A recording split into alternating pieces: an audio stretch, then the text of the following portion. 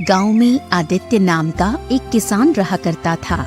आदित्य बहुत ही सीधा साधा और नेक इंसान था, जो हमेशा लोगों की भलाई में विश्वास करता था। एक दिन आदित्य अपने खेत से अपने घर वापस लौटा ही था कि तभी उसकी पत्नी रुक्मणी उससे बोली, मैं आपकी ही काफी देर से प्रतीक्षा कर रही थी। क्या हुआ रुक्मणी?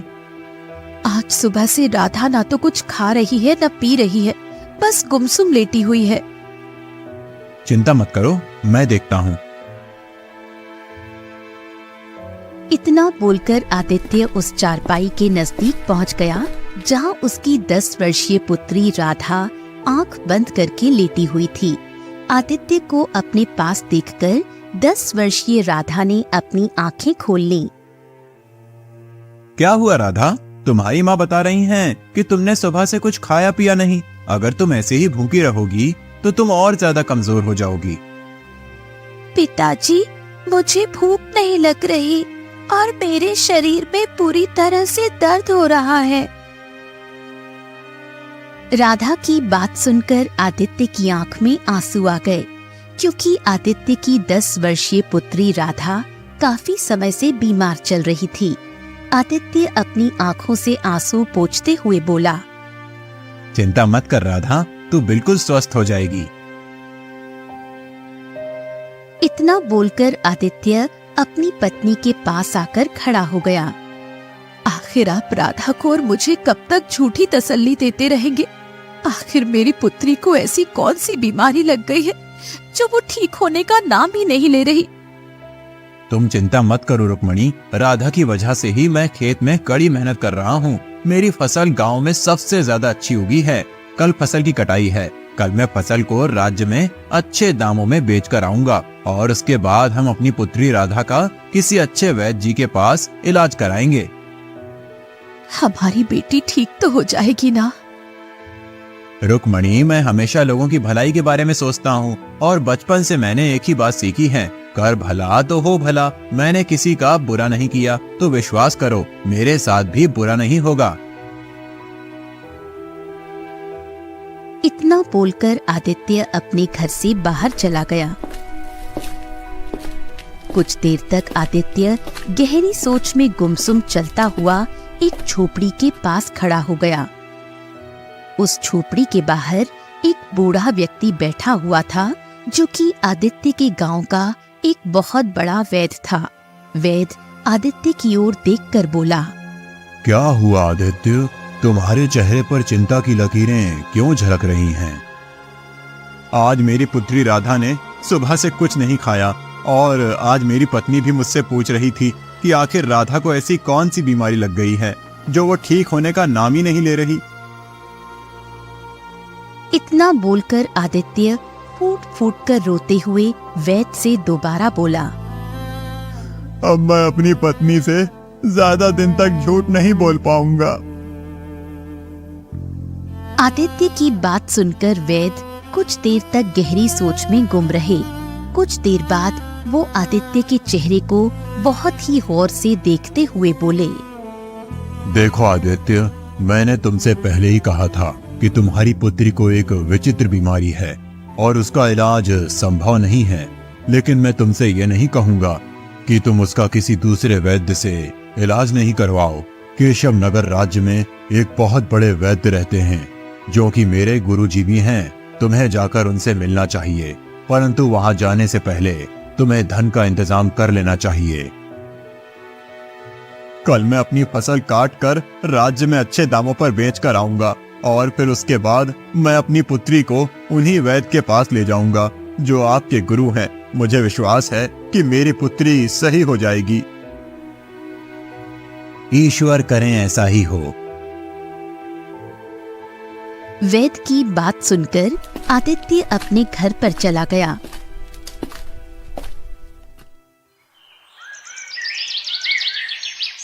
अगली सुबह जब आदित्य अपने खेत की फसल कटाई के लिए जाने ही वाला था कि तभी गांव का मुखिया दौड़ते हुए आदित्य के घर पर आ पहुंचा। आदित्य, गजब हो गया। क्या हुआ मुखिया जी, आप इतने घबराए हुए क्यों हैं? जो खबर मैं लेकर आया हूँ उसे सुनकर तुम भी घबरा जाओगे। जल्दी बताइए मुखिया जी, क्या हुआ है? आदित्य, कल रात तुम्हारी फसल में आग लग गई। तुम्हारी फसल जलकर राख हो गई। मुखिया की बात सुनकर आदित्य दौड़ता हुआ अपने खेत में पहुंच गया। आदित्य ने देखा कि उसकी सारी फसल जलकर राख हो चुकी है। आदित्य अपना सर पकड़कर रोने लगा। तभी वहां मुखिया आ पहुंचा। आदित्य मुखिया की ओर देखकर रोते हुए बोला, अब मैं क्या करूं मुखिया जी? सोचा था कि इस फसल को बेचकर अपनी बिटिया राधा का केशव नगर राज्य के वैद्य से इलाज करवाऊंगा। अब मैं क्या करूं? समझ में नहीं आ रहा आदित्य कि तुम्हारे खेत में आग कैसे लगी। आप नहीं जानते, मेरी फसल में आग नहीं लगी, बल्कि मेरी जी तोड़ मेहनत में आग लगी है। मेरा परिवार तो अब भूखा मर जाएगा। अब मैं क्या करूं? मैं जानता हूं तुम्हारी पुत्री विचित्र बीमारी से जूझ रही है, लेकिन तुम चिंता मत करो। अगर तुम चाहो तो मैं तुम्हें जमींदार से कुछ कर्ज दिलवा सकता हूं। ये सुनकर आदित्य अपने आंसू पोंछते हुए बोला, मुखिया जी, मैं आपका यह एहसान जिंदगी भर नहीं भूलूंगा। मेरी पुत्री का इलाज होना बहुत जरूरी है। तो फिर चलो मेरे साथ।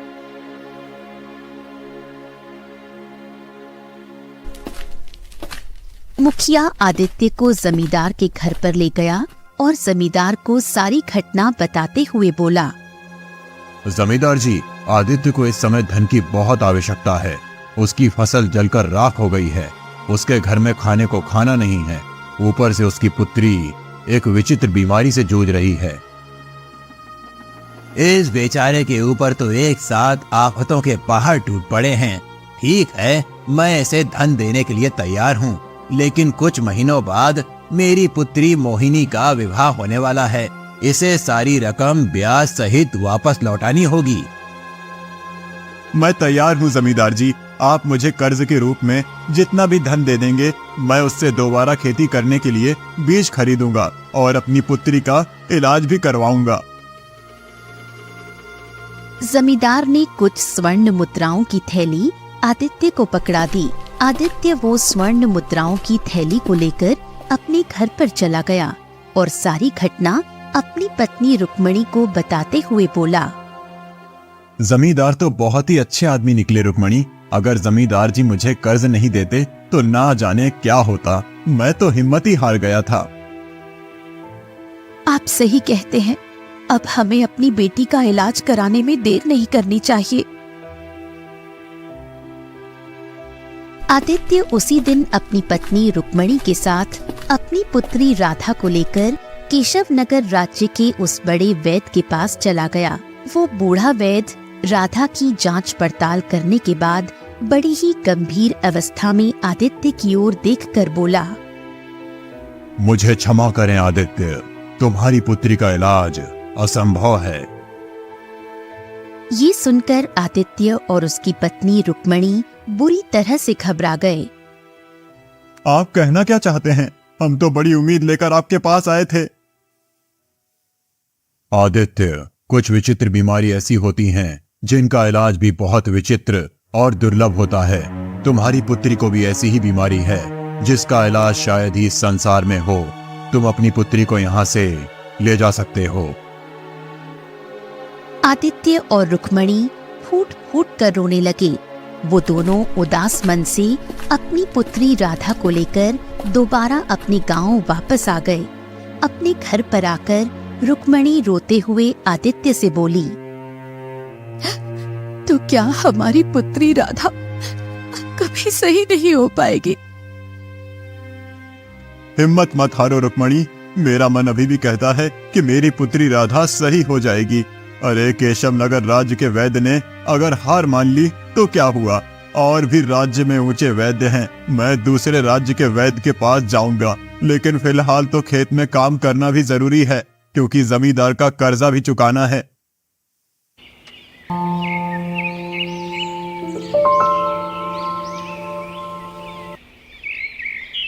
अगले दिन आदित्य कुछ बीज खरीदकर अपने खेत में बोने गया ही था कि तभी वहां पर जमींदार अपने साथी बलिया के साथ आ पहुंचा और आदित्य की ओर देखकर बोला, मुझे मेरा कर्ज सूद सहित वापस चाहिए। जमींदार की बात सुनकर आदित्य बुरी तरह से चौंक पड़ा। ये आप क्या कह रहे हैं जमींदार जी? अभी परसों ही तो मैंने आपसे कर्ज लिया था। इतनी जल्दी मैं आपका कर्ज सूद सहित कैसे वापस कर सकता हूँ? आदित्य की बात सुनकर जमींदार के बगल में खड़ा हुआ बलिया जोर जोर से हंसता हुआ आदित्य से बोला, तुम मूर्ख हो आदित्य, तुमने ये भी सोचने की कोशिश नहीं की कि तुम्हारे खेतों में आग कैसे लगी। मैं तुम्हारी बात का मतलब नहीं समझा। इसकी बात का मतलब मैं तुम्हें समझाता हूँ आदित्य। दरअसल मेरी नजर तुम्हारे खेत पर काफी समय से थी। मैंने ही तुम्हारे खेत में आग लगाई थी। जमींदार की बात सुनकर आदित्य बुरी तरह से चौंक पड़ा। हाँ, मैंने आग लगाई थी। मैं जानता था कि तुम्हारी पुत्री बीमार है और उसे इलाज की बहुत ज्यादा आवश्यकता है। तुम इस गांव में घूम फिरकर कर्ज लेने के लिए मेरे ही पास आओगे और मेरी किस्मत तो देखो, मुखिया जी स्वयं तुम्हें मेरे पास ले आए। ये तो गलत है जमींदार। किसी की मुसीबत का फायदा उठाकर कभी भी कोई इंसान सुख से नहीं जी पाया। ये बातें सिर्फ सुनने में अच्छी लगती हैं आदित्य। इससे पहले कि मैं तुम्हें तुम्हारे खेत से धक्के मारकर बाहर निकालूं, यहाँ से निकल जाओ। आज से ये मेरा खेत है, क्योंकि मैं जानता हूँ कि तुम मेरी रकम सूद सहित 7 जन्मों तक नहीं चुका सकते। आदित्य समझ गया कि जमींदार की उसके खेत पर बुरी तरह से नीयत खराब हो चुकी है। आदित्य निराश होकर आंखों में आंसू लिए हुए अपने घर की ओर चल पड़ा। आदित्य आधा रास्ता पहुंचकर एक वृक्ष के नीचे बैठकर फूट फूट कर रोने लगा। आदित्य को नहीं पता था कि जिस वृक्ष के नीचे वो रो रहा था, उस वृक्ष के पीछे एक साधु बैठे हुए थे। आदित्य के रोने की आवाज सुनकर अचानक वो चौंक पड़े। वो साधु आदित्य के पास आकर बोले, क्या हुआ? तुम रो क्यों रहे हो? आदित्य रोते हुए सारी घटना साधु को बताते हुए बोला, मेरी पुत्री मौत की कगार पर खड़ी हुई है और मेरा खेत भी जमींदार ने मुझसे छीन लिया। तुम्हारे साथ वास्तव में बहुत बुरा हुआ है। अगर तुम्हारे साथ इतना बुरा नहीं हुआ होता तो मैं तुम्हें एक रहस्य कभी नहीं बताता। कौन सा रहस्य साधु महाराज? एक ऐसा रहस्य जिससे तुम्हारी पुत्री की विचित्र बीमारी सही हो सकती है और तुम इतने धनवान हो सकते हो जिसकी तुम कल्पना भी नहीं कर सकते। साधु की बात सुनकर आदित्य चौंकते हुए बोला, साधु महाराज, मैं केवल यही चाहता हूँ कि मेरी पुत्री स्वस्थ हो जाए। धन का क्या है? धन तो आता जाता है। धन तो मैं कभी भी मेहनत करके भी कमा सकता हूँ। मुझे तुम्हारी ये बात बहुत अच्छी लगी। अब मेरी बात ध्यान से सुनो। यहाँ से कुछ दूर एक घना और विचित्र जंगल पड़ता है। कहते हैं कि उस विचित्र जंगल में एक बहुत ही सुंदर झील बहती है। उस झील के किनारे एक दुर्लभ जादुई कमल का फूल उगता है। वो फूल केवल वही व्यक्ति प्राप्त कर सकता है जिसका मन लोभ और ईर्ष्या से दूर हो और जिसके मन में दूसरों के प्रति प्रेम और दया की भावना हो। जैसे ही तुम उस फूल को अपनी पुत्री के शरीर से स्पर्श करोगे, तुम्हारी पुत्री सही हो जाएगी। और अगर तुम एक बार उस विचित्र जादुई फूल से जितना भी धन मांगोगे, तुम्हारे पास उतना ही धन आ जाएगा। उसके बाद वो फूल गायब हो जाएगा। परंतु उस फूल तक पहुंचना बहुत ही असंभव काम है। साधु की बात सुनकर आदित्य बड़े ही आत्मविश्वास भरे लहजे में बोला, अपनी पुत्री की जान बचाने के लिए मैं बड़े से बड़ा खतरा उठाने के लिए तैयार हूँ साधु महाराज। तो फिर देर मत करो, यहाँ से दाईं ओर दिशा में मुड़ जाओ।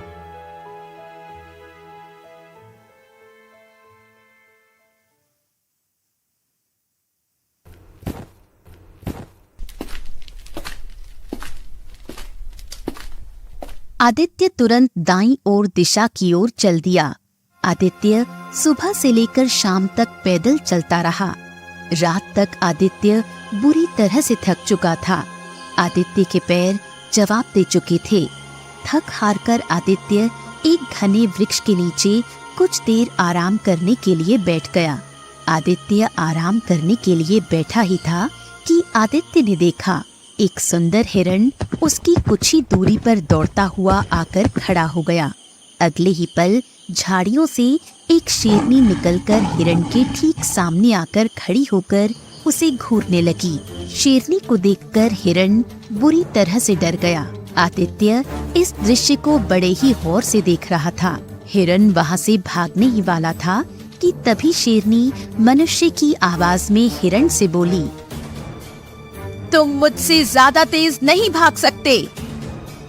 शेरनी के मुंह से इंसानी आवाज सुनकर आदित्य बुरी तरह से चौंक पड़ा। तभी हिरण भी इंसानी आवाज में शेर से बोला, मुझे जाने दो। नहीं, मुझे बहुत जोरों की भूख लगी है, मैं तुम्हें नहीं जाने दे सकती। तभी हिरण दया भरी नजरों से आदित्य की ओर देखते हुए बोला, तुम तो मनुष्य हो, क्या तुम मेरी जान बचा सकते हो? न जाने क्यों हिरण के ऐसा बोलने पर आदित्य को हिरण के ऊपर बहुत तरस आ गया। आदित्य शेरनी की ओर देखकर बोला, तुम तो शेरनी हो, फिर तुम इंसान की आवाज में कैसे बात कर सकती हो? मैं एक मायावी शेरनी हूँ। अगर तुम मायावी शेरनी हो तो फिर ये हिरण भी मायावी हुआ, तुम इसे छोड़ दो। मैं इसे एक ही शर्त पर छोड़ सकती हूँ। कौन सी शर्त? इसके बदले में तुम्हें अपना भोजन बनाऊंगी। क्या तुम इसके लिए तैयार हो? शेरनी की बात सुनकर आदित्य गहरी सोच में डूब गया। कुछ देर बाद आदित्य शेरनी की ओर देखकर बोला, मुझे एक विचित्र जादुई फूल की तलाश है। उस फूल के द्वारा ही मेरी बेटी की बीमारी सही हो सकती है। मुझे थोड़ा सा समय दे दो, मुझे उस फूल को अपने घर ले जाने दो। जैसे ही मेरी बेटी ठीक होगी, मैं तुरंत ही यहाँ पर आ जाऊंगा। नहीं, अगर इस हिरण की जान बचाना चाहते हो तो फिर तुम्हें अभी और इसी समय फैसला करना होगा। आदित्य ने देखा कि हिरण की आंखों में आंसू थे। हिरण बड़ी मासूमियत भरे अंदाज में आदित्य से बोला, मेरी माँ मेरा इंतजार कर रही है। अगर मैं समय पर अपनी माँ के पास नहीं पहुँचा तो उन्हें बहुत दुख होगा, और अगर उसे पता चला कि मुझे शेर खा गया तो वो जीते जी मर जाएगी। ये दुख सुनकर आदित्य शेरनी से बोला, ठीक है, तुम इस हिरण को जाने दो, तुम मुझे खा सकती हो। कर भला तो हो भला। अगर मैं इसका भला करना चाह रहा हूँ तो मुझे विश्वास है कि मेरा भी भला होगा। आदित्य ने इतना कहा ही था कि तभी हिरण रंग बिरंगी किरणों के साथ वहाँ से गायब हो गया और शेरनी रंग बिरंगी किरणों के साथ एक सुंदर लड़की में परिवर्तित हो गई। ये देखकर आदित्य आश्चर्य में पड़ गया। सुंदर लड़की आदित्य की ओर देखकर बोली, मैं वन देवी हूँ। वर्षों से मनुष्य उस विचित्र और जादुई फूल की तलाश में इस स्थान पर आते हैं। मैं उनकी इसी तरह परीक्षा लेती हूँ, परंतु तुम पहले मनुष्य हो जो इस परीक्षा में पास हुए हो।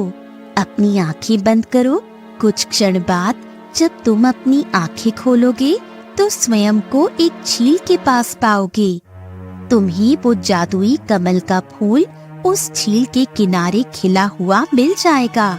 उस फूल को तोड़ने के बाद अपनी आंखें बंद कर लेना। कुछ क्षण बाद जब तुम आंखें खोलोगे तो स्वयं को अपने गांव की सीमा पर पाओगे। आदित्य ने तुरंत अपनी आंखें बंद कर ली।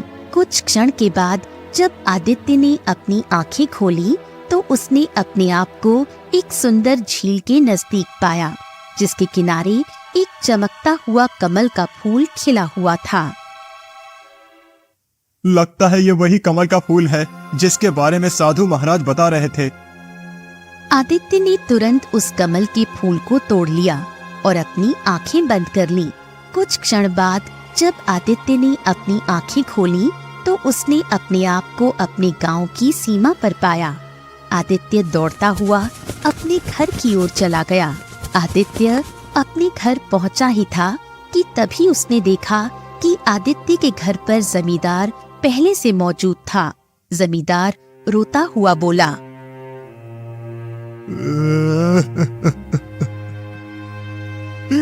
मुझे क्षमा कर दो आदित्य, मुझे मेरे किए की सजा मिल गई। कल रात मेरी बेटी बुरी तरह से बीमार पड़ गई। मैंने बड़े बड़े वैद्य को उसे दिखाकर देख लिया, परंतु वो ठीक नहीं हुई। वैद्य का कहना है कि वो बच नहीं सकती। अब मुझे एक नहीं बल्कि दो अर्थी का इंतजाम करना है। मेरी पत्नी मेरी बेटी से बहुत प्रेम करती है। अगर मेरी बेटी इस दुनिया में नहीं रही तो उसकी माँ भी उसकी मौत का सदमा बर्दाश्त नहीं कर सकेगी। मेरे हाथ में जो ये कमल का फूल देख रहे हो, ये एक चमत्कारी फूल है। अगर इसे अपनी बेटी के शरीर से स्पर्श करोगे तो वो बिल्कुल स्वस्थ हो जाएगी। मैं इसे विचित्र जंगल से अपनी बेटी की बीमारी को ठीक करने के लिए तोड़कर लाया था। तब तो तुम्हें अपनी बेटी को ठीक करना चाहिए आदित्य। मुझसे तुम्हारा दुख देखा नहीं जा रहा। तभी वो फूल आदित्य के हाथ से गायब हो गया और रंग बिरंगी किरणों के साथ एक सुंदर पुरुष वहां पर प्रकट हो उठा। सुंदर पुरुष आदित्य की ओर देखकर बोला, तुम वाकई मन के सच्चे इंसान हो आदित्य। तुम्हारे कारण मैं आज श्राप से मुक्त हो गया। तुम जिस झील के किनारे से वो कमल का पुष्प तोड़कर लाए थे, मैं उस झील का मायावी राक्षस था। मैं एक दिन एक साधु की साधना को भंग कर बैठा। साधु ने क्रोध में आकर मुझे श्राप दे दिया और मैं कमल के फूल में परिवर्तित हो गया। कुछ देर बाद साधु को मुझ पर दया आ गई और उसने मुझसे कहा कि जब भी कोई व्यक्ति जिसका मन सोने की तरह शुद्ध होगा तुझे तोड़ेगा तो श्राप से मुक्त हो जाएगा। तुमने मुझे श्राप से मुक्त किया है आदित्य। मांगो, क्या मांगते हो? पहले तो मैं ये चाहता था कि मेरी बेटी की बीमारी सही हो जाए, परंतु अब मैं चाहता हूँ कि जमींदार की बेटी की बीमारी भी सही हो जाए। तुम इससे अधिक और भी मांग सकते हो। बस मैं यही चाहता हूँ कि मैं जीवन भर स्वस्थ रहूं, क्योंकि मनुष्य का असली धन स्वास्थ्य होता है। ठीक है आदित्य, ऐसा ही होगा। इतना बोलकर वो सुंदर पुरुष वहां से गायब हो गया और आदित्य की बेटी ठीक हो गई। जमींदार आदित्य की ओर देखकर बोला, मुझे माफ कर दो आदित्य। मैंने तुम्हारे साथ कितना गलत किया, उसके बाद भी तुमने मेरी मदद की। मैं तुम्हारे खेत वापस करता हूँ और तुम्हें दिया हुआ कर्ज भी मैं माफ करता हूँ।